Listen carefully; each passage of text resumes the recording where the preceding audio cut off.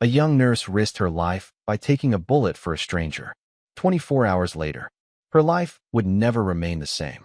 When she woke up, she froze in deep shock. It was past 8 a.m. that Monday morning in New York. Becky, a young nurse, was sprinting down Lexington Avenue, already late for her hospital shift. She had no idea that in mere moments, everything would change: her life, her future, her entire identity. A few blocks away, billionaire business tycoon Maria Langford sat at a modest roadside restaurant. Not her usual setting, but her friends loved the charm of it. The morning sun filtered through iron streetlights as the three women shared croissants and business updates over steaming mugs of black coffee. To outsiders, they looked like any other successful group of professionals. But Maria wasn't just successful, she was powerful.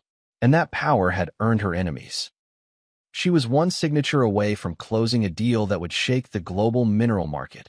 And someone wanted her gone before that could happen. He was already there. The hooded man, mid-30s, inconspicuous, leaned against a lamppost across the street. No one noticed as he adjusted the strap of his duffel bag or how his eyes stayed locked on Maria.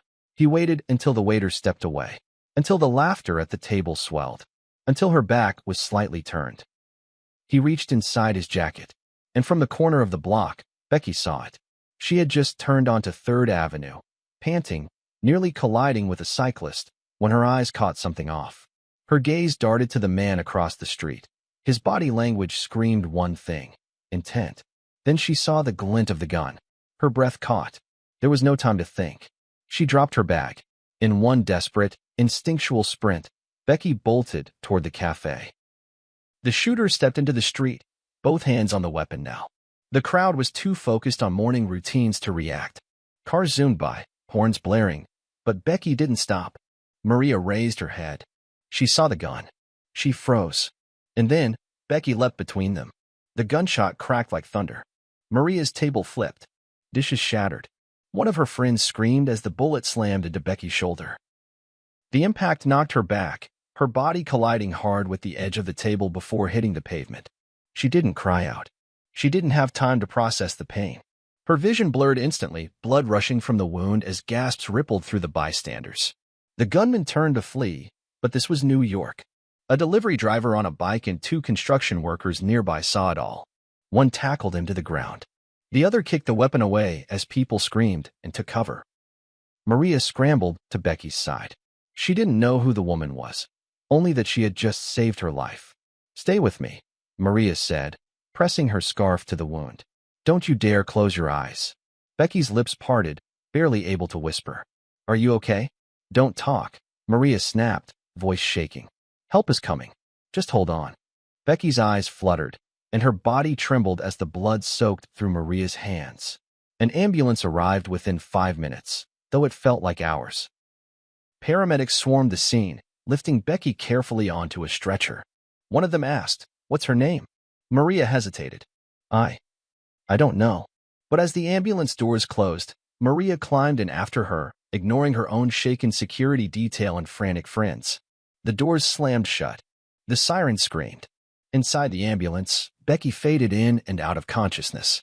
She saw bright lights, heard Maria's voice calling her name now, over and over, even though she didn't know it. "Stay awake. Just keep breathing. You're going to be okay." She wasn't sure she believed it. The ride to St. Luke's was fast. Her pulse was weak. The bullet had lodged deep near her clavicle. The paramedic kept pressure on the wound, yelling vitals back and forth. Maria clung to Becky's hand like it was a lifeline, as if holding on could somehow undo the violence. When they arrived at the emergency entrance, a team of doctors rushed out, wheeling her straight into trauma. Maria stood in the hallway, her hands covered in blood, her expensive blouse soaked and ruined. But she didn't care. All she could see was the moment that stranger, that nurse, stepped in front of death itself. Back inside the trauma room, doctors worked frantically. Becky's heart rate was unstable. Her breathing shallow. Blood loss was significant. They moved fast. BP dropping. "We need O negative now. She's going into shock, prepare for surgery." They intubated her. Inserted lines. Packed the wound. Maria watched through the glass, frozen. She was supposed to be the one shot, the one dying. Instead, a stranger had taken her place. Hours passed. Becky was taken into emergency surgery, and Maria never left the hallway. Security tried to pull her away, but she refused. She sat in silence, occasionally pacing, refusing food, water, or even a change of clothes. All she could hear, on repeat, was that gunshot, and that final glance Becky gave her before collapsing. When the surgeon finally stepped out, his expression unreadable, Maria stood. "She made it," he said. "Barely. The bullet missed a major artery by an inch. She's lucky." Maria felt her knees buckle. "She'll need days of recovery. Maybe longer. But she's alive." Alive. That word carried weight now, more than Maria ever expected it to. She walked into the recovery room hours later, alone. Becky was hooked to monitors, breathing steadily, her skin pale and bandaged. Tubes ran in and out of her. But she was alive. Maria stood beside her for a long time, silent. Then, quietly, she whispered, "You don't know me, but you saved my life. And I promise you, I will not forget it." What Becky didn't know, not then, not yet, was that this moment would change everything. The room was dim, quiet except for the rhythmic beeping of machines and the low hum of filtered air. Sunlight slipped through the blinds in narrow stripes, casting a golden glow over the pristine white walls of the ICU. Becky lay still, cocooned in warm blankets, her left shoulder tightly bandaged and connected to 4 lines. Tubes helped her breathe, and sensors traced her heartbeat in steady pulses. She looked peaceful, but broken, like someone pulled back from the edge of something deep and dark. Then, her fingers twitched. Maria noticed it first. She had been sitting in that same stiff hospital chair for the last 9 hours, her designer heels kicked off beside her, her tailored blouse wrinkled, and her hair a mess of soft waves long since freed from their tight pins. Her phone had buzzed hundreds of times, news outlets, corporate lawyers, security analysts, but she hadn't answered a single one. She had only one priority now, the woman in the hospital bed who had taken a bullet for her without ever knowing her name. When Becky stirred again, Maria leaned forward, reaching out slowly. Her voice was barely above a whisper. "Becky, it's okay. You're safe now." A low groan escaped Becky's throat. Her eyes fluttered. It took several long seconds before they opened fully, dry, unfocused, blinking at the ceiling. She squinted at the brightness, the antiseptic smell creeping into her lungs. Then the pain hit her. Not just soreness, pain, sharp and burning and unrelenting. Her left side screamed with every breath. She turned her head slightly. Movement sent white-hot jolts down her arm. She let out a weak cry, and instantly, Maria was at her side. "It's okay. Don't move," she said gently, brushing a strand of hair from Becky's forehead. "You're in the ICU. You've been out for almost 24 hours. Becky blinked again, trying to focus on the woman in front of her. "Who?" "My name is Maria Langford." Becky's brow furrowed. That name meant something, but her mind was fogged. Maria saw the confusion. She knelt closer. "You saved me," she said softly. And then it started coming back, like broken fragments of glass realigning themselves. The morning rush. The man with the gun. The cafe. Running forward. The sound. The cold. Her entire body stiffened. I got shot," she whispered. Maria nodded. "You took a bullet. For me." Becky swallowed, her throat dry and aching. "Why would someone?" "It's complicated," Maria said. "But you were in the right place. At the right time. For me. And you didn't hesitate." "I didn't think," Becky muttered. "I just saw. I saw the gun." Maria's voice grew firmer. "And you chose to act. That's what makes you a hero." Becky looked away, as if unsure she deserved that word. "Anyone would have done it." "No," Maria said, shaking her head. "Most people would have run." There was a long silence between them, the kind that fills a room heavier than words. Becky's breathing slowed. Her mind, while still cloudy, began to settle. And then it hit her. The name. "Langford," she said, barely audible. "As in, Langford Global." Maria gave a faint smile. "That one." Becky stared at her. Her eyes widened slightly. She struggled to sit up, but winced. You're the woman they tried to kill." Maria nodded again. "And you're the reason they failed." Becky blinked back tears. The weight of it all was too much. The press, the police, the blood, and now this. Maria stood up slowly, walking to the window. She looked out for a long moment before speaking again. "You know," she began, "when I was 10 years old, I was nearly hit by a car outside my school. Some woman, I never got her name, pulled me out of the way just in time. She got hit instead. She lived, but she disappeared before I could ever thank her. My mother always said, "One day, you'll pay that forward." I didn't understand it then. She turned back to Becky, eyes glassy. "But now I do." Becky said nothing. Her lip trembled, but she didn't let the tears fall. Maria crossed the room and pulled something from her coat pocket, a small black envelope, sealed with a silver clasp. She placed it gently on the side table beside Becky's water cup. "Inside is something that may help," she said softly. "It's not charity. It's not pity. It's gratitude." Becky stared at the envelope but didn't reach for it. "I don't want to overwhelm you," Maria continued, "but you need to know. People all over this country are talking about you. You're on the news. You're a symbol of courage, of humanity." Becky let out a shaky breath. I'm not used to attention." "I know," Maria replied. "But that's what makes your act even more powerful. You didn't do it for the cameras. You didn't do it for money. You didn't even know who I was. That's why I'm here.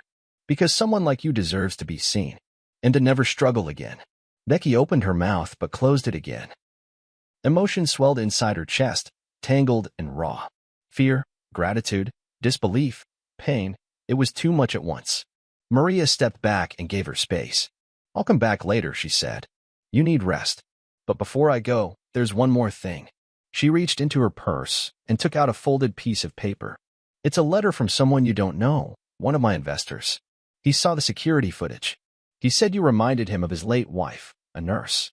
He asked me to tell you. Thank you for reminding him what courage looks like." Becky stared at her, completely still. Her throat tightened. Maria moved toward the door but paused in the frame.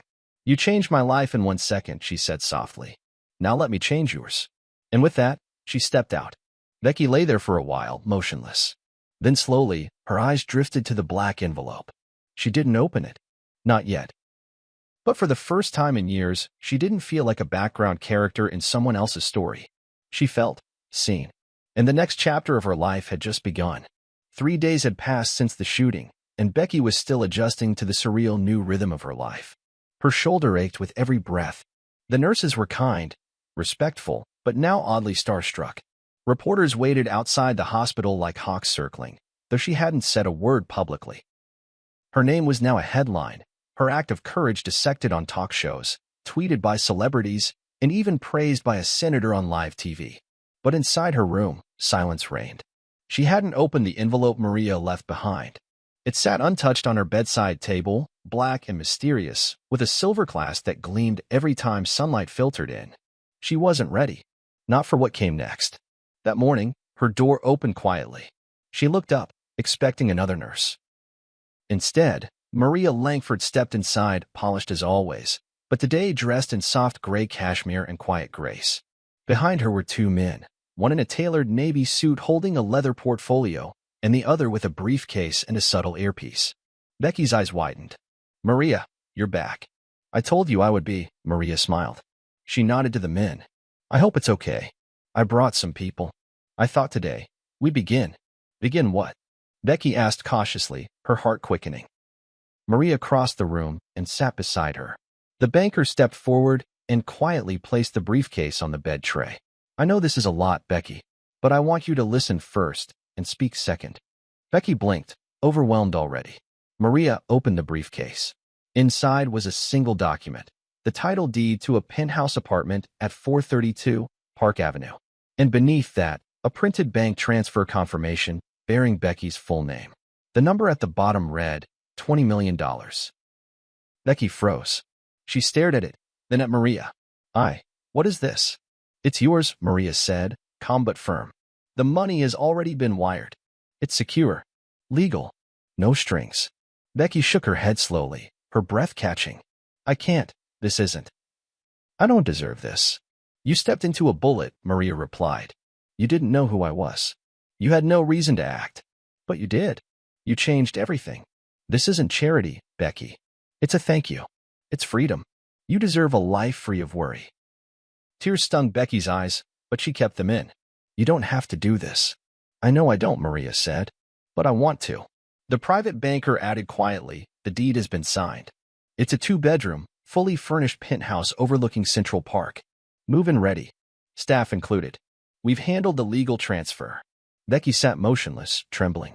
I don't even know what to say, she whispered. Then don't say anything yet, Maria replied. Just let it settle. Becky looked down at her hospital gown, at her bandaged arm, at the fluid dripping slowly into her vein. Her world had always been built around doing more with less, rationing food, working double shifts, watching her mother sell jewelry just to pay the rent. And now this, $20 million. A luxury penthouse. Her life, rewritten in an instant. I was just doing my job, she said, voice barely above a whisper. No, Becky, Maria replied gently. You weren't on the clock. You weren't in scrubs. You weren't trained to jump in front of a gun. You did what heroes do. You acted. And this world needs to honor that. A knock came at the door. A nurse peeked in. There's a visitor, she said. She says she's family. Before Becky could ask, her mother burst into the room. Becky, she cried, rushing to her daughter's side. Oh, my baby, my God. I've been on the first flight I could catch. Maria sent me a jet. Can you believe that? Becky's heart cracked open. Mom, she said, and the two women embraced carefully. Her mother was shaking. You're alive. You're here. They said you. I didn't know if I'd ever. I'm okay, Becky whispered. I'm here. Maria stood back quietly, letting the moment pass. Becky's mother turned to her, eyes wide. You're Maria Langford? I am. You saved my daughter. No, Maria said softly. She saved me. The banker quietly excused himself, leaving the briefcase on the table. Maria stepped to the side, letting Becky and her mother sit together in quiet awe. The moment was raw, messy, unfiltered, just like life. Becky's mother looked down at the documents. What is all this? Maria spoke carefully. A thank you. A home. A future. The older woman's hand flew to her chest. $20 million? She earned it. Becky covered her face with her hands, tears finally escaping. I still feel like this is a dream, she said. Like I'm going to wake up back in my apartment with the leaky roof and 6 missed calls from the student loan company. Maria sat down beside her again. You won't. Later that week, Becky was discharged. The hospital lobby was chaos. Flashbulbs popped. News vans lined the sidewalk. Strangers held up signs that read, Thank you, Becky, and Nurse Hero. She froze, overwhelmed. But Maria was already at her side, shielding her. Security cleared a path to the waiting limousine. Sleek, black, and humming with quiet power. Becky stepped into it, her mother holding her hand. Maria climbed in last. As the door shut behind them, the city outside seemed to blur. Inside the car, it was calm, warm, safe. They didn't talk much. No one needed to fill the silence. Maria reached into a side compartment and pulled out a velvet pouch. She handed it to Becky without a word. Inside was a key. I thought it should feel like a beginning, Maria said. Becky held it in her palm, stunned. It does. The limo pulled away from the hospital, rolling slowly through the streets of Manhattan. People cheered as it passed. Maria looked out the window, then turned back to Becky. You're not the same woman who ran down that sidewalk, she said. That woman was already brave. But this woman? This woman is unstoppable. Becky met her eyes, still disbelieving. Thank you, she said at last. Not just for the money, or the house, but for seeing me. Maria nodded once, her voice steady. The world sees you now, but I saw you first. And for the first time in her life, Becky believed it.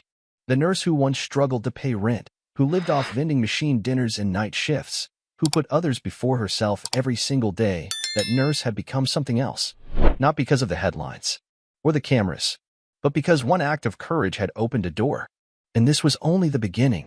The ballroom pulsed with applause.